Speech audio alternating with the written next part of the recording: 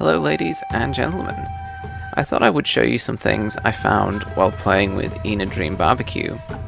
I'll also show you how I increased the jump height, and this will enable you to edit other parameters to access otherwise inaccessible areas in the game.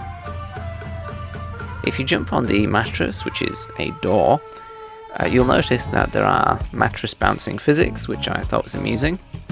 Whereas if I land on the path just next to the mattress, you can see ENA stops dead. Continuing on with the same jump parameters, I changed the jump height to 10. We can now jump over to this small island very easily, and you'll see there's a wisp of smoke, which is very close to a strange symbol. The symbol has a kind of rusty texture and is actually slightly floating above the rock texture. I don't know if this is a mistake or not. So we can now jump and see the canopy of this structure here, which is actually hollow at the top. And they also cut a hole in the map to reveal a kind of starry background.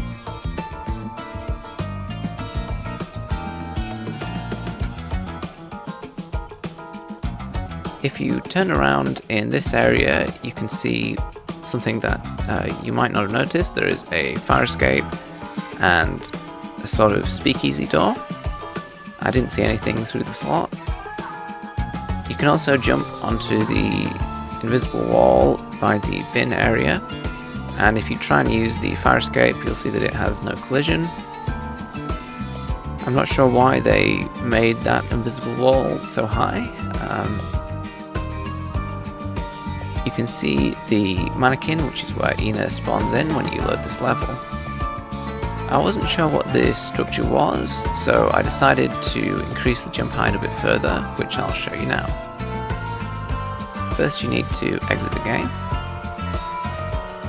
Then find this program called dnspy64. Now you need to make a safe copy of this DLL. If you look at this directory, you'll find Joel G ENA4 DLL. Now go down and edit player config with edit class in C#. Find jump height and you can change this to whatever you want. I chose 10 initially and I changed it to 100 here. So I can compile, then I can save the module, which will replace the DLL. Make sure the tick boxes are as I've done here. Now when I press OK and launch the game, you'll see that we have the increased jump height. I just sped this up for your benefit.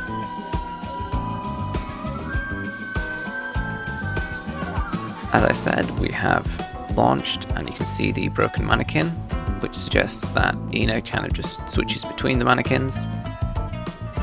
Now unfortunately there is a black collidable ceiling on this area, so we can't jump out.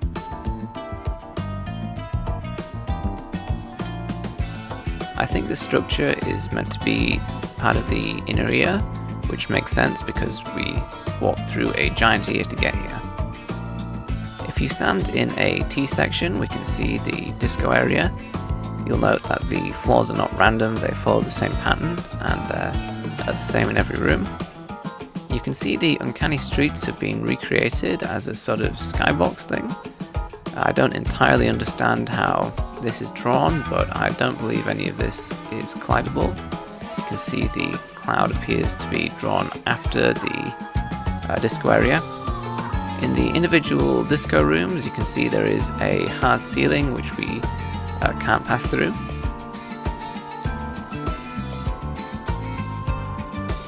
Now if you go to this T section, there's an Easter egg where you see the end doors briefly open, which relates to one of the ENA animations. Of course we can't jump through the ceiling, but we can step into the T section and jump up. And once again you can see the weird illusion breaking here. And unfortunately this area has no collision, so we can't really do much. Interestingly, it loaded me in the middle, which is how it first looks when you walk in, but not when you load the game. I thought I was soft locked here because these doors will not open for you again.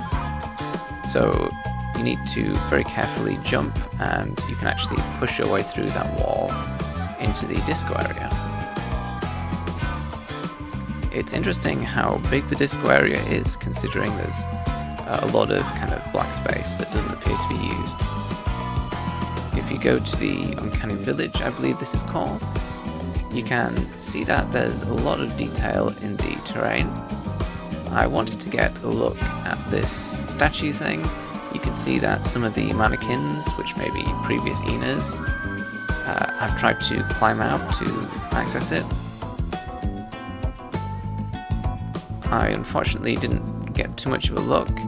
So previously we edited the jump height. However, it's possible to edit other variables which will make you fall slowly, for example, or make your air acceleration much smaller. But I chose to do what I call the Flappy-bird method. So we edit the player config again. This time I'm going to make it so I can jump multiple times. So I had it set to 5 there, which is 1 by default. And I just set that to 500, which is way more than I'll ever need. And in this case, I will set the jump height to a much smaller value, and that just means that we'll have more time to see what's going on, and it won't be quite as jarring. So save that once again.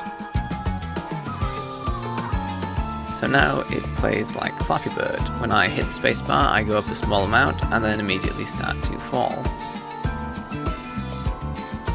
Now we can move over to the statue and take a better look at it. You can see the mannequins there, which appear to be dead ENAs. The best description I can give of this is it's a headless merman pouring a jug of water into his neck with 2 crescent moons. Based on the blue coloration, I assume this is a door.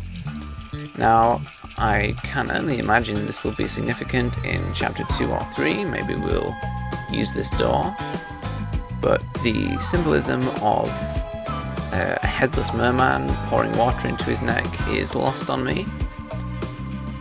Just as a bonus, I went over to the tree area, which is not normally accessible, but there are some impassable coral pieces. You can interact with this dead mannequin, and I had a look in this area, but I couldn't see anything interesting with the walls. Interestingly, they have collision, and so does this tree, so we can flap up to the top of the tree and sit in it like a crow. I'm sure these aren't the only secrets. I actually missed a secret dog in this area. Thank you all very much for watching, and goodbye.